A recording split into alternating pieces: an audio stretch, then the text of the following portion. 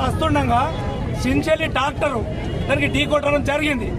అది కూడా వీళ్ళకి ఇన్ఫర్మేషన్ ఇచ్చిండ్రు, పోలీసులు వచ్చిండ్రు, అక్కడ చనిపోయిన డెడ్ బాడీని కూడా తీసుకొచ్చిండ్రు. దాని మీద ఇప్పటి వరకు పట్టించుకోకుండా అతను ఎవరో అరెస్ట్ చేయకుండా ఇప్పటి వరకు పెట్టిరంటే ఇది లోపల పోలీసు వాళ్ళ నిర్లక్ష్యమా, వాళ్ళు ఏమైనా లంచం తెలవాలి. మరి అందులో ఆమె కుటుంబానికి గవర్నమెంట్ కూడా ఆదుకోవాలని మేము మనవి చేస్తున్నాం. మేము ఊరు పెద్దగా మాట్లాడుతున్నాం, దయచేసి. లేకపోతే ఇది ఏమిటి, ఇంత అన్యాయమా? నిన్నటి నుంచి ఇప్పటి వరకు ఏ సమాధానం చెప్పకపోతే ఇంత అన్యాయమా? కానీ చిన్న సిగ్నల్ పడితే అట్లా ఒక బైక్ వెళ్ళిపోతే దాన్ని ఫోటో కొడుతున్నారు. ఇంత డెవలప్ అయిన దగ్గర నడి రోడ్డు మీద కుదుకుంటే ఇప్పటిదాకా లేదంటే ఏంది? నమ్మమంటారా? ఇది మేము నమ్మమంటారా?